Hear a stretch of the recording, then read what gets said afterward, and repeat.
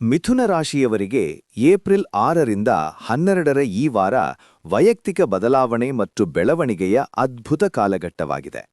ನಿಮ್ಮ ರಾಶಿಯ ಮೊದಲ ಮನೆಯಲ್ಲಿ ಗುರುವಿನ ಸಂಚಾರವಿರುವುದರಿಂದ ನಿಮ್ಮಲ್ಲಿ ಹೊಸ ಆತ್ಮವಿಶ್ವಾಸ ಮತ್ತು ಸ್ಪಷ್ಟತೆ ಮೂಡಲಿದೆ. ಇದು ನಿಮ್ಮ ಪ್ರತಿಭೆಯನ್ನ ಜಗತ್ತಿಗೆ ತೋರಿಸುವ ಸುಸಂದರ್ಭ, ಏಕೆಂದರೆ ಬ್ರಹ್ಮಾಂಡವು ನಿಮ್ಮ ಸೃಜನಶೀಲ ಆಲೋಚನೆಗಳಿಗೆ ಬೆಂಬಲ ನೀಡುತ್ತಿದೆ.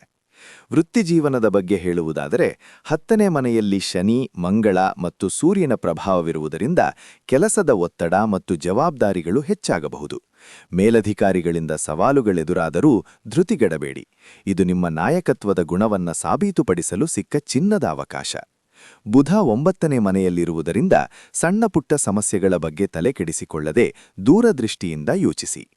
ಆರ್ಥಿಕವಾಗಿ 11ನೇ ಮನೆಯಲ್ಲಿರುವ ಶುಕ್ರನು ಲಾಭವನ್ನ ತರುತ್ತಾನೆ.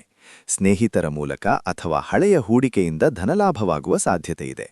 ಹೊಸ ಆದಾಯದ ಮೂಲಗಳ ಬಗ್ಗೆ ಹಿರಿಯರ ಸಲಹೆ ಪಡೆಯಲು ಇದು ಉತ್ತಮ ಸಮಯ.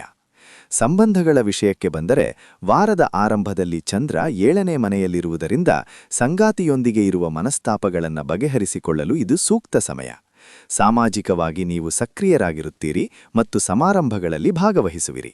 ಕೆಲಸದ ನಡುವೆ ಕುಟುಂಬದವರಿಗೂ ಗುಣಮಟ್ಟದ ಸಮಯ ನೀಡಿ, ಅವರ ಬೆಂಬಲವೇ ನಿಮ್ಮ ಶಕ್ತಿ.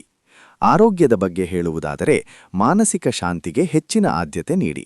ರಾಹು ಮತ್ತು ಬುಧನ ಪ್ರಭಾವದಿಂದ ಅನಗತ್ಯವಾಗಿ ಅತಿಯಾಗಿ ಯೋಚಿಸುವುದು ಅಥವಾ ವಾದಗಳಲ್ಲಿ ತೊಡಗುವುದು ಬೇಡ. ಧ್ಯಾನ ಅಥವಾ ಪ್ರಕೃತಿಯಲ್ಲಿ ನಡಿಗೆಯಂತಹ ಸರಳ ವ್ಯಾಯಾಮಗಳು ನಿಮ್ಮ ಮನಸ್ಸನ್ನು ಉಲ್ಲಾಸವಾಗಿಡುತ್ತವೆ. ಈ ವಾರ ಗುರು ನೀಡುವ ಅವಕಾಶಗಳನ್ನು ಬಳಸಿಕೊಳ್ಳಿ ಮತ್ತು ವೃತ್ತಿಯಲ್ಲಿ ಶಿಸ್ತು ಕಾಪಾಡಿ. ನಿಮ್ಮ ಅಂತಃಪ್ರಜ್ಞೆಯನ್ನು ನಂಬಿ ಮುನ್ನಡೆಯಿರಿ. ನಿಮ್ಮ ಇಂದಿನ ಕಠಿಣ ಶ್ರಮವು ಉಜ್ವಲ ಭವಿಷ್ಯಕ್ಕೆ ನಾಂದಿಯಾಗಲಿದೆ.